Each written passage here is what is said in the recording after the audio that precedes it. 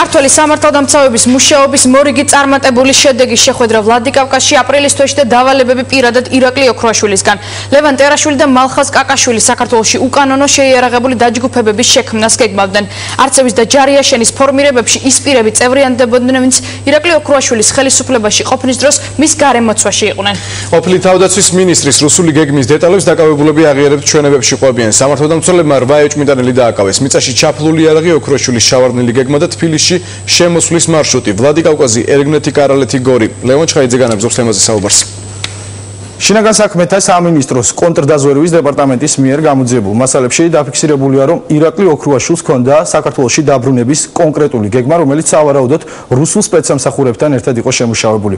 რადგან გამოძიების მასალებიდან იკვეთება, რომ ირაკლი ოქრუაშვილი თბილისში უნდა დაბრუნებულიყო 200 რუს სპეცრაზმელთან ერთად, თუმცა მას სჭირდებოდა დასაყრდენი საქართველოს ხელისუფლების მიერ კონტროლირება ტერიტორიაზეც.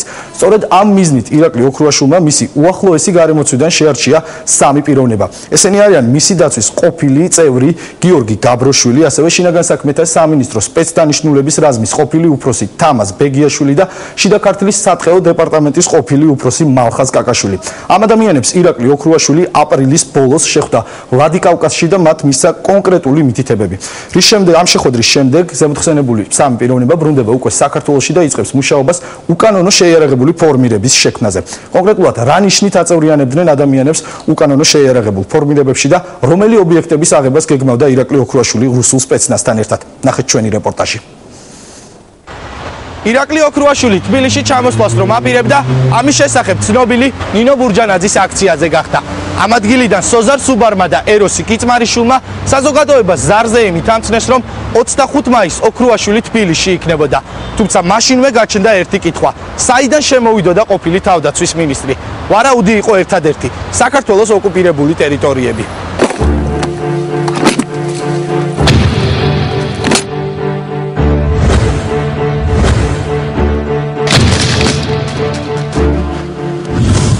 ჩრდილოეთ ოსეთში თანამოაზრეებთან და სავარაუდოდ რუსულ სპეცსამსახურებთან შეთანხმებით ირაკლი ოქრუაშვილი 200 რუს სპეცრაზმელთან ერთად თბილისზე ამ მარშრუტით უნდა წამოსულიყო.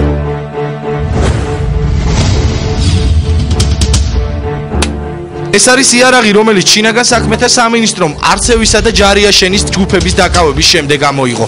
ირაკლი ოქრუაშვილის საყრდენ შეიარაღებულ ფორმირებას მისი თანამოაზრეები ლევან ტერაშვილი და მალხაზ კაკაშვილი ხელმძღვანელობდნენ. მალხაზ კაკაშვილი, რომელსაც შიდა ქართლში ოქრუაშვილის მოღვაწეობის პერიოდში სათხეო დეპარტამენტის უფროსის პოსტი ეკავა, აპრილის ბოლოს ოქრუაშვილს ვლადიკავკაზში შეხვდა.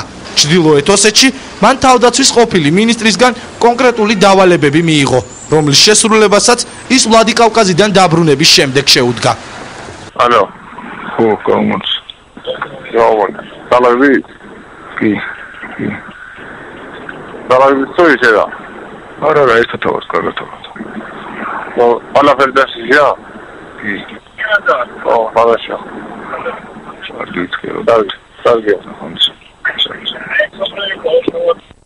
საქართველოში დაბრუნების შემდეგ მალხაზ კაკაშვილმა ლევან ტერაშვილთან ერთად უკანონო შეიარაღებული ფორმირების შექმნა დაიწყო, რომელშიც ძირითადად ძალოვანი სტრუქტურების ის თანამშრომლები იყვნენ გაწევრიანებულები, რომლებიც ირაკლი ოქრუაშვილის ხელისუფლებაში ყოფნის დროს შინაგან საქმეთა სამინისტროს სპეცდანიშნულების რაზმში და ასევე თავდაცვის სამინისტროში მუშაობდნენ.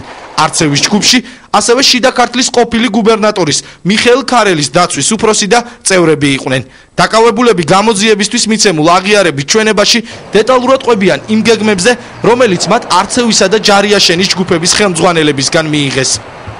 16 მაისს დამიკავშირდნენ მალხაზ კაკაშვილი, გავუვარეთ ბეგიაშვილს, მივედით მე გაბროშვილთან და წამოვიყვანე ჯარიაშენში და უნდა გადასულიყვნენ არცევში, იქიდან წასულიყვნენ ვლადიკავკაზში. 3 დღის მერე დამიკავშირდა მალხაზ კაკაშვილი ქალაქ გორში, რომელსაც შევხვდი და ავიყვანე თავის სახლში. მან გზაში მითხრა, რომ შეხვდა ირაკლი ოქრუაშვილს და ისე უბრეს ესეთ გეგმებზე, რომ უნდა წამოსულიყვნენ ოსური სოფლების გავლით და შემოსულიყვნენ ჩვენ ტერიტორიაზე რუს სპეცნაზთან ერთად. ის ასევე მთხოვდა, რომ გამეგო სად იყო ქართული საგუშაგოები განლაგებული და ხუმარ გაძლიერდა ის საგუშაგოები. 20 მაისს ჩემთან სოფელ ჯარიაშენში ამოვიდა კახა ტერაშვილი, მასახლდა გიორგი საათაშვილი ავტომანქანა ზილით. მათ ვთხოვეს მანქანის ცოტა ხნით ჩემთან გაჩერება. მანქანა გავაჩერებინე, მივიწვიე სახლში, არ შემოყვნენ. ჩვენ გვირჩენიო მარტო ყოფნო.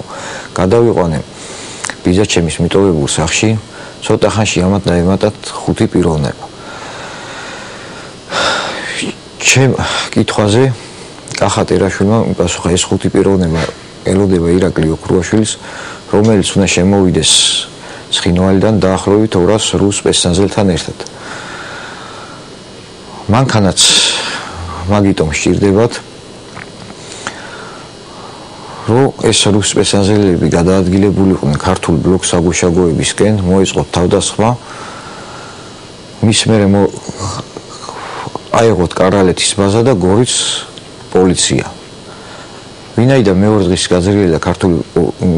გააძლიერდა სოფელ ჯარიაშენში პოლიციის პატრულება, ამათმა მიატოვეს ის ადგილი და წავიდნენ რუსების კონტროლირებულ ტერიტორიისკენ ზემო არცევისკენ. წლის 22 მაისს დამირეკა მარხაზ კაკაშვილმა დამთხოვა შეხვედრა სოფელ ახალუბანში, რომელიც მდებარეობდა უსურთ სოფელებთან ახლოს. მარხაზ კაკაშვილმა მითხრა, რომ ამ ცოტა ხნის წინ შეხვდა ირაკლი ოქროაშვილს ქალაქ ორჯონიკიძეში, რომელმაც უთხრა, რომ აპირებდა საქართველოს ჩამოსვლას რუს ჯარისკაცებთან ერთად. როდესაც დაიწყებოდა მიტინგობა, ხელისუფლების შეცვლას აპირებდა და ჩამოდიდა საქართველოში ოსური სოფლების მხრიდან. არცევისა და ჯარიაშენის ჯგუფის წევრები ერთმანეთს ოკუპირებულ ტერიტორიაზე სოფელ არცევში ხვდებოდნენ, სადაც ვლადიკავკაზში ოქრუაშვილის შემუშავებული გეგმის განხორციელების გზებს სახავდნენ, რომელიც კონტრდაზვერვის დეპარტამენტის ინფორმაციით ასე გამოიყურებოდა. ქართველი სამართალდამცველების საგუშაგო კარალეთში იყო პირველი ადგილი, რომელსაც ირაკლი ოქრუაშვილი 200 რუს სპეცრაზმელთან ერთად თავს დაესხმებოდა. ამ საგუშაგოს აღების შემდეგ მომდევნო გაჩერება ისევ კარალეთი იყო. ქართული საგუშაგოების აღების შემდეგ ოქრუაშვილს მისი თანამოაზრეები შეუერთდებოდნენ. შემდეგ კი მათ თავდასხმა შინაგან საქმეთა სამინისტროს ბაზაზე უნდა განეხორციელებინათ. ეს არის შინაგან საქმეთა სამინისტროს განსაკუთრებულ დავალებათა სამმართველოს ბაზა კარალეთში. სწორედ ეს ტერიტორია უნდა დაეკავებინათ ირაკლი ოქრუაშვილს და მის თანხმლებ პირებს კარალეთში ქართული საგუშაგოს აღების შემდეგ. კარალეთში საგუშაგოებისა და ბაზის აღების შემდეგ ოქრუაშვილს კიდევ ერთი კონკრეტული გეგმა ჰქონდა. ის თანამოაზრეებთან და რუს სპეცრაზმელებთან ერთად კიდევ ერთ თავდასხმას განახორციელებდა. გეგმის მიხედვით ირაკლი ოქრუაშვილი კარალეთიდან გზას გორის მიმართულებით აგრძელებდა. 200 რუს სპეცრაზმელთან ერთად ქართული პარტიის ლიდერს შიდა ქართლის სამხარეო პოლიციის შენობა უნდა აეღო. თავდაცვის სამინისტროს ყოფილმა თანამშრომელმა გიორგი საათაშვილმა სამართალდამცველებს ვრცელი აღიარებითი ჩვენება მისცა, სადაც ის ამბობს, რომ მას ჯგუფის ხელმძღვანელი დაუკავშირდა. კონკრეტული მითითებები და საჭირო თანხა კი უკვე ქართული პარტიის ოფისში მიიღო. 22-ში დამირეკა კახა ტერაშვილმა და მითხრა, რომ 12-ის ნახევარზე ყოფილიყავი თბილისში უზნაძის 13-ში განთავსებულ ოფისში, ქართული პარტიის ოფისში. მე ჩამოვედი 22-ში ქართული პარტიის ოფისში 13-ში, რომელიც შემხვდა კახა ტერაშვილი და შემახვედრა ლევან ტერაშვილთან თავის ძმასთან. მის მერე მითხრა, თუ მქონდა მართვის მოწმობა და თუ შევძლებდი ზილის მართვას. მე დავთანხმდი, რომ შევძლებდი ზილის დარებას და მქონდა მართვის მოწმობაც. ამის მერე მან გადმომცა ზილის საფასური ფული, რომელიც უნდა მიმეტანა ზილის პატრონთან და გამომესყიდა ეს მანქანა. ამის მერე ჩემთვის ცნობილი გახდა, რომ ამ ზილით აპირებდნენ, როცა გადმოვიდოდა ირაკლი ოქრუაშვილი 200-მდე შეიარაღებული სპეცნაზელით საქართველოს ტერიტორიაზე, გარკვეული ნაწილი ჩასვავდა ამ ზილში და მიიყვანდა ქართულ საგუშაგომდე მალულად. ეს ავტომანქანა ზილი წავიყვანა ჯარიაშენში, ავედი სოფელში, სადაც დამხვდა კახა ტერაშვილი. ზილი დავაყენე სოფლის ერთ-ერთ ეზოში, რის მერეც დავბინავდით მიტოვებულ ბინაში. 22-ში ღამე ჩამოვიდნენ ეს 5 პიროვნება, მალხაზ კაკაშვილი, ყოფილი გუბერნატორი მიშა ქარელის დაცვის ბიჭები, ხუჩა მაჭარაშვილი და გია პავლიაშვილი. მას ახლად კიდე 2 პიროვნება, რომლებიც შემოვიდნენ ჩვენთან ამ ბინაში და დარჩნენ 22-ში. როგორც ჩემთვის ნობილი გახდა მალხაზ კაკაშვილის თქმით, აპრილის თვის ბოლოს თვითონ და თამაზ ბეგიაშვილი გადავიდნენ სოფელ სემოარცევში, სადაც დახვდათ ყოფილი სამხედრო პოლიციის უფროსი ხუჩა საბაშვილი, რის მერეც 2 რუს ოფიცერთან სამხედრო ფორმაში ჩაცმული ავტომანქანა ვილისის მარკის ავტომანქანით, რომლებიც სარგებლობდნენ FSB-ს მოწმობით, გადაიყვანა ორჯონიკიძეში. ეს 3 პიროვნება ორჯონიკიძეში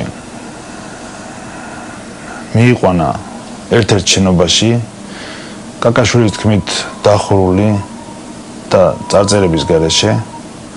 დახურული შესასვლელით ავიდნენ, სადაც შეხვდნენ ირაკლი ოქრუაშვილს. ირაკლი ოქრუაშვილს ახლდა ერთი ქართველი პიროვნება, რომელსაც არ ცნობდნენ და 2 რუსი პიროვნება სამოქალაქო ფორმაში ჩაცმული. რის მერეც ოქრუაშვილმა დაავალა ადმინისტრაციული საზღვრებზე განლაგებული ქართული პოლიციის საგუშაგოების კოორდინატების გაგება. თვითონ კაკაშვილმა, თამაზ ბეგიაშვილმა და დათო ჯარმელიშვილმა, ყოფილი ფინანსური პოლიციის თანამშრომელმა, ეს კოორდინატები გააკეთეს და გადაცეს ეს ინფორმაცია. კაკაშვილის თქმით, ირაკლი ოქრუაშვილი აპირებდა დაახლოებით 200 რუს სპეცნაზერთან შემოსვლას, თანხლებით შემოსვლას, სადაც დახვდებოდნენ 20-მდე შეიარაღებული ქართველი ჯგუფი, რის მერეც უნდა განახორციელებინათ საგუშაგოების განიარაღება. ერთ-ერთ საგუშაგოზე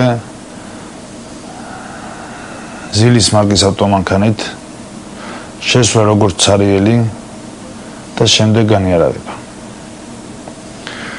ამის მერე კაკაშვილის თქმით აპირებდნენ გორში მდებარე სპეცნაზის შენობისთვის და სამმართველოს, შიდა ქართლის სამხარეო სამმართველოს პოლიციაზე თავდასხმას. მას შემდეგ რაც ოქრუაშვილის თანამოაზრეები მიხვდნენ, რომ მათი გეგმები ქართული კონტრდაზვერვისთვის ცნობილი იყო, დაჯგუფების წევრებმა თავიანთი მოქმედებები შეაჩერეს. არცევის ჯგუფის უფროსი მალხაზ კაკაშვილი ოკუპირებულ ტერიტორიაზე გადავიდა. ამის დამადასტურებელია სატელეფონო ჩანაწერი, რომელიც ოქრუაშვილის უახლოესი გარემოცვის წევრთან, თავდაცვის სამინისტროს გენერალური ინსპექციის ყოფილ უფროსთან, გიგუაშვილთან შედგა. როგორ ახლა? მომისმინე. ჩვენა წამოვედით, აქ ვარიანტი არ არსებობს, აქ უკვე ძებნა დაგვიწყეს, კაიგე და უნდა გადავიდეთ იქით, უკვე იქ იმათ ტერიტორიაზე ვართ. რა ხდება იქ მოძრაობა სერიოზული? ოჰო, დიჟენიობენ, რავი, კაროჩე. მან ხო იჭერს ეგ ტელეფონი ეს რა გადახდა. ხო. და მომხედე ისა რა ვქია, ჯარი მანდ მოიყვანე ეს თუ არა?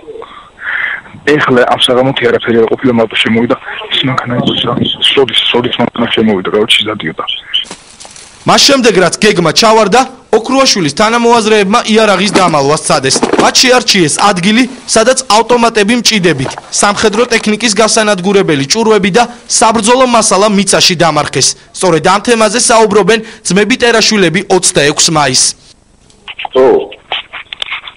და კენა წამოხედი ის წამოვიდა შუადის იმას მეცნობს ალბათ. წავიდა ისა ხო ის გავიდა და შეჯერებით პროვინც ისა დაგეტილებია რა. ნო არა პრობლემა რაც მორჩით თესოს ხო? და იტესა ყველაფერი. თან პატარა ხო გუში მორჩით მეთქი. Esmis es amodi, hoda amodi. ხო წამოვალ. Хорошо. ოქრუაშვილის ფორმირების 16 წევრიდან 8 დაკავებულია. დანარჩენებზე კი ძებნაა გამოცხადებული. მათ ბრალი უკანონო ფორმირების შექმნა შეედებათ. ირაკლი ოქრუაშვილის ინიციატივით შექმნილი უკანონო შეიარაღებული ფორმირების 16 წევრიდან დაკავებულია 8, დანარჩენებზე კი ხორციელდება ძებნა. მათ დანაშაულის დამტკიცების შემთხვევაში 9 წლამდე თავისუფლების აღკვეთა ემუქრებათ. რაც შეეხება ყოფილი თავდაცვის მინისტრის პოლიტიკურ კარიერას. იყო თუ არა პროგნოზირებადი ირაკლი ოქრუაშვილის პოლიტიკაში დაბრუნება ამ სცენარით. ამ თემაზე ჩემი კოლეგა ქეთი კაშაკაშვილი მუშაობდა, რომელიც პირდაპირ ეთერში განაგრძობს საუბარს. ის რომ ოქრუაშვილი ბიწაძე ხაჩიშვილის შეხვედრის ადგილი იქნებოდა იგუეთი და სწორედ იგუეთიდან გეგმავდნენ ისინი უკვე თავდასხმას თბილისზე ეს დაგეგმილი იყო ჯერ კიდევ მაისის აქციებამდე და ამის შესახებ დაწვრილებით ყვება თავის აღიარებით ჩვენებაში ეროვნულ სარწმუნოებრივი მოძრაობის ერთ-ერთი წევრი რამაზ ღვალაძე როგორც ირკვევა დაანონსებული რევოლუციის ავტორები აპირებდნენ საკმაოდ სერიოზულ შეიარაღებულ თავდასხმას თბილისზე დღეს უკვე დადასტურებით შეიძლება ითქვას რომ ეს იყო რუსული გეგმა რომლის განხორციელებაც საქართველოში ანდეს კრემლთან დაახლოებულ ადამიანებს თუმცა გეგმა ჩავარდა ქართულ პარტიაში დღეს უარყვეს, თუმცა ფაქტია, რომ ოქრუაშვილს ელოდნენ და მასზე დიდი მედებსაც ამყარებდნენ. 25-ში გამოვაცხადოთ გადამწყვეტი ბრძოლა, როდესაც დამთავრდება სააკაშვილის ხელისუფლება. გამოვაცხადოთ ბრისხანების დღე. როდესაც კრიმინალების ბანდა იგრძნობს ხალხის ძალას და ხალხის მისხვას. და დღეს ყველანი ერთად ვიქნებით და ჩვენთან ერთად იქნება ასევე ადამიანი, რომელიც ამ ხელისუფლების მიერ განდევნილია საქართველოსთან. ირაკლი ოქრუაშვილიც იქნება 25-ში. ვანოს უთხარით ეგ, ვანო გეტყვით 25 მაისს როცა გაქცევას დააპირებს. ვანომ ყველაფერი ძალიან ცუდად იცის, არ გეგონოთ ეგ კაცია. ეგ კაცუნა, რომელმაც გუშინ გამოაცხადა რევოლუცია საქართველოში არ იქნება. 25 მაისს ვაჩვენებთ რა იქნება საქართველოში. ზუსტად იმიტომ რომ ჩვენი პოზიცია ყველამ ძალიან კარგად იცოდა. დიდი მადლობა, ჯიგრები ხარ. საიდან ჩამოვა ცხინვალის გზა? სადაც საქართველოს გაუგება იქ იდგება და გზა არავის არ ეწოდინება ვანო ვერაფრის ქართული პარტიის იმედები არ გამართლდა. ოქრუაშვილმა საქართველოში შემოსვლა ვერც ერთი გზით ვერ მოახერხა. თუმცა ფაქტია რომ არსებობდა გეგმა რომელიც ბიწაძე ხაჩიშვილი ოქრუაშვილის შეიარაღებული დაჯგუფებების იგუეთთან შეკრებას და თბილისზე თავდასხმას გულისხმობდა. ვინ ვის სად და როდის უნდა შეხვედროდა ჯერ კიდევ მაისის აქციებამდე მოსკოვში დაიგეგმა. ამ გეგმის შესახებ დეტალურად ყვება ეროვნულ სარწმუნოებრივი მოძრაობის ერთ-ერთი წევრი. ანდრე ბიწაძეს და თეოდორ ხაჩიშვილის შეთანხმებით უნდა ჩასულიყვნენ იგოეთში შეფიცულები და შეერთებოდნენ გადამოსულ ხაჩიშვილის შეიარაღებულ რას და უნდა წამოსულიყვნენ თბილისში. შეხვედრის ადგილად იგუეთი შეარჩიეს. რუსების მსგავსად ბიწაძე ოქრუაშვილი ხაჩიშვილმაც ჩათვალეს რომ ეს არის სტრატეგიულად მნიშვნელოვანი ადგილი, საიდანაც თბილისზე იერიშის მიტანა მარტივად და რამდენიმე მიმართულებით შეეძლებოდათ. გეგმის მიხედვით შეფიცულები ეროვნულ სარწმუნოებრივი და ოქრუაშვილის 200 კაციანი შეიარაღებული დაჯგუფება ერთმანეთს იგუეთთან უნდა შეხვედროდა. დისლოკაციის ადგილზე ნაწილი თბილისიდან, ნაწილი კი ცხინვალიდან ჩავიდოდა. საქართველოში ხელისუფლების შეცვლის გეგმას თბილისში ბიწაძე, მოსკოვში კი ხაჩიშვილი სახავდა. გეგმის დეტალებს ცხინვალიდან აზუსტებდა ირაკლი ოქრუაშვილი. მისი ბრძანებით შეიარაღებული ამბოხისთვის ცხინვალიდან იგუეთში უნდა გადმოსულიყო რუსული ძალა. მე პირადად ლევან გაჩეჩილაძე ვიწყებ ყველაფერს ჩემი სამშობლოს გულისხმით ეს იყო გეგმა, რომელიც იმდენად კარგად იყო შემუშავებული, რომ ერთმანეთზე გაბუტული და გაბრაზებული ოპოზიცია სახალხოდ შერიგდა. გეგმა მოხიბლა ყველა, ვისაც ხელისუფლებაში მოსვლის სურვილი ჰქონდა. გამოდით რა! ვიდრე იგუეთიდან თბილისს შეუტევდნენ, საჭირო იყო დესტაბილიზაცია თბილისში. ამიტომ ბურჯანაძის შეფიცულთა გასამხედროებული რაზმის მთავარსარდლობა 21 მაისის ღამეს უჩავასგან ბადრი ბიწაძემ გადაიბარა. გეგმის მიხედვით უნდა მომხდარიყო საკრებულოს და ტელევიზიის აღება. მეორე ეტაპზე კი საქმეში ცეცხლსასროლი იარაღით შეიარაღებული საომარი გამოცდილების მქონე პირები ჩაერთვებოდნენ. უკვე აქციის მიმდინარეობის დროს იკვეთება, რომ იქ მოქმედებს სხვადასხვა ჯგუფები, რომელსაც აქვთ მაგალითად ახალგაზრდა ჯგუფს დავალება, რომ გაეძარცვათ მაღაზიები და დაეწყოთ მანქანები. აქვე მოდის ინფორმაცია, რომ აქციის გარეთ არის შეიარაღებული დაჯგუფება, შეიარაღებული ცეცხლსასროლი იარაღით, რომელიც საჭიროების შემთხვევაში შემოვა აქციის ტერიტორიაზე. ეს იყო პირველი ნაბიჯი, რომელსაც თავის თავზე იღებდა ბადრი ბიწაძე. თბილისში ვითარების დაძაბვის შემდეგ საქმეში მოსკოვიდან ერთვებოდა თემურ ხაჩიშვილი. გეგმის მიხედვით მისი დაჯგუფება საქართველოში ოკუპირებული რეგიონიდან შემოვიდოდა და თბილისზე მძიმე შეიარაღებით წამოვიდოდა. როგორც შინაგან საქმეთა სამინისტროს კიდევ ერთი ჩანაწერით ირკვევა, ბურჯანაძე ბიწაძეები მხოლოდ შეფიცულთა შეიარაღებული დაჯგუფების იმედად არ ყოფილან. საქართველოს სამთავრობო შენაერთებთან საბრძოლველად ოკუპირებულ ტერიტორიაზე გრუსპეცნაზი იყო მობილიზებული.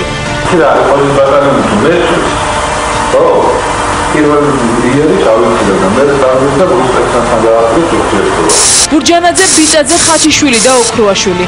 კიდევ ერთხელ გაირკვა, რომ მაისის არშემდგარი რევოლუცია რუსეთში დაიგეგმა. თუმცა როგორც ჩანს, არც ისე სწორად. გეგმის ყველა ნაწილი სათითაოდ ჩავარდა. მათ კი ვისაც საქართველოში რუსული გეგმა უნდა განახორციელებინა, არც თუ ისე სახარბიელო ბედი ეწიათ. ნაწილი დაჭერილია, ნაწილი კი გაქცეული. თავშესაფარი მათთვის ჯერჯერობით ისევ რუსეთია. პირველ ნახევარში და მოგვიანებით გაკეთებული მოკლე კომენტარი ქართული პარტიის რიგებიდან შინაგან საქმეთა სამინისტროს მიერ გავრცელებულ ვიდეო მასალას ეროსი კიწმარიშვილი ეხმაურება. თუმცა ტელეკამერების წინ არ ჩნდება ქართული პარტიის არც ერთი სხვა ლიდერი. შინაგან საქმეთა სამინისტრო სატელეფონო ჩანაწერებს დღეს მართველი გუნდისა და ოპოზიციის წარმომადგენლები ეხმაურებიან. თანამშრომლობა რუსულ ძალებთან ოქრუაშვილი ქართული მართლმსაჯულების წინაშე და ბრძოლის არასწორი მეთოდები. ვინ როგორ აფასებს ქართული პარტიის ჩაშლილ გეგმებს, ნახეთ ლიკა ბერაიას სიუჟეტში. ქართულ პარტიაში შინაგან საქმეთა სამინისტროს ვიდეო მასალის გამოქვეყნებიდან მხოლოდ 2 საათში გააკეთეს კომენტარი. დიდი ხნის დუმილის და ფიქრის შემდეგ პარტიის ერთ-ერთმა ლიდერმა ეროსი კიწმარიშვილმა როგორც მოსალოდნელი იყო განაცხადა, რომ შინაგან საქმეთა სამინისტროს მიერ გავრცელებული ინფორმაცია გამოგონილი ისტორიაა. ეს არის თავიდან ბოლომდე გამოგონილი ისტორია და ამის ამაში დარწმუნება საზოგადოებას არ ჭირდება. ეს არის აბსურდი. მე ვნახე კინოსტუდია შსს გემოვნების ბოლომდე დაცემა, რენი ჰარლენი მასთან შედარებით არის ფელინი და ანტონიონი. დონაძის და მერაბიშვილის გემოვნება უკვე გადავიდა, ეს თქვა რაღაც გემოვნებითი ზღვარის გარეთ, იმიტომ რომ ესეთი ტიპის აბსურდი მე დიდი ხანი არ მინახავს. ქრონიკის კითხვაზე სხვა რა გზით გეგმავდა ირაკლი ოქრუაშვილი საქართველოში ჩამოსვლას, როდესაც ის ამას წინასწარ აანონსებდა, კიწმარიშვილმა დღეს პასუხი ვერ გასცა. რაც შეეხება ირაკლის ოქრუაშვილის საქართველოს დაბრუნებას, ამაზე ვისაუბროთ, მაშინ როცა ეს ყველაფერი შედგება. რა აპირებდა ის დაბრუნებას, ხომ აპირებდა? მეგონი ყო ამ თემაზე ჩვენი მხრიდან ძალიან ბევრი კომენტარი. გააქვთ ეს მასალა თქვენ. ეხლა აპირებს ჩამოსვლას თუ რა? ამ თემაზეც კომენტარის გარეშე. ბატონო, ვერ მივიღეთ ჩვენ პასუხი, ანუ ის რა გზით აპირებდა ჩამოსვლას? გააქვთ ეს მასალა, ჩემი განცხადება ამ თემაზე, სოზარ სუპარის განცხადება ამ თემაზე. გააქვთ ეს მასალა არქივში, იმით ამოვიღოთ. არ ვაპირებ ამ თემაზე დღეს საუბარს. საგანგებო ბრიფინგზე დღეს საერთოდ არ გამოჩენილა პარტიის კიდევ ერთი ლიდერი სოზარ სუპარი. კომენტარი არც პარტიის ყოფილ წევრებს ლევან გაჩეჩილაძეს და კოკა გუნცაძეს გაუკეთებიათ. არც ერთ მედია საშუალებაში არ გამოჩენილა თავად ირაკლი ოქრუაშვილი და მისი მოსკოველი თანაგუნდელი კოტე გოგელიაც, რომელიც იმ დროს, როდესაც ოქრუაშვილი ვლადიკავკაზიდან მომხრეებთან სატელეფონო ზარებს ახორციელებდა, მოსკოვში შეხვედრებს მართავდა. მაშინ ის და მისი მეგობარი ბადრი მელაძე ტელეკამერებს ემალებოდნენ. პოლიტიკური შეფასებები უკვე გაკეთდა. მართლ გუნდში აცხადებენ, რომ რუსულ ძალებთან მოთანამშრომლე ქართული პარტიის მიზანი ხელისუფლების დესტაბილიზაციის გზით შეცვლა იყო. ეს არის ძალიან მნიშვნელოვანია, ჩვენმა ქვეყანამ აიცილა ასეთი განვითარება მოვლენების, ხოლო რაც შეეხება პოლიტიკურ შეფასებას, ქართული პარტია ისევე როგორც მისი მსგავსი პარტიები, რომლებიც თანამშრომლობენ რუსეთთან და აშკარა კოლაბორაციაში არიან საქართველოს ოკუპანტებთან, ისედაც არ არსებობენ ქართული პოლიტიკური სივრცისათვის და მე მიმაჩნია, რომ ამ შემთხვევაში საუბარი გვაქვს კრიმინალებთან ურთიერთობაზე და არავითარ პოლიტიკური საფანელი აი ამ პოლიტიკურ ეგრეთ წოდებულ ძალებს არ აქვს. ოპოზიციაში აცხადებენ, რომ პრორუსული პარტიების დრო დამთავრდა. ეროვნულ დემოკრატები მოითხოვენ ოქრუაშვილი ქართული მართლმსაჯულების წინაშე წარსდგეს. საფრანგეთის ხელისუფლებას მოსთხოვოს ჩვენმა სახელმწიფომ ოქრუაშვილის გადმოცემა, იმიტომ რომ ის სხვა ბრალდებებით იყო მაშინ გასამართლებული და დატოვა საქართველო და საფრანგეთის ხელისუფლებამ მის ქვეყანამ საფრანგეთმა შეიფარა, მაგრამ დღეს არის სხვა გარემეობები. აუცილებლად უნდა წარსდგეს ოქრუაშვილი ქართული მართლმსაჯულების წინაშე. მავალი ადამიანები ვერ გასცენ 1921 წლის 25 თებერვლის დროინდელ აზროვნებას, ანუ ისე აზროვნებას, როგორც აზროვნებდნენ მაშინდელი ქართველები, იმყოფებოდნენ რა იმპერიის მეტროპოლიაში. ეს არის შემზარავი დანაშაული. ეს არის დანაშაული სახელმწიფოს წინააღმდეგ, სამშობლოს ღალატი და ჩვენ კარგად უნდა გაიგოს ყველა, რომ ერთია ოპოზიციონერობა და სულ სხვა ებრძვიან სახელმწიფოს. ოპოზიციური პარტიების უმეტესობა აცხადებს, რომ არასოდეს უჭერდნენ მხარს ქართული პარტიის ბრძოლის მეთოდებს და ემიჯნებიან სახელმწიფო გადატრიალებას.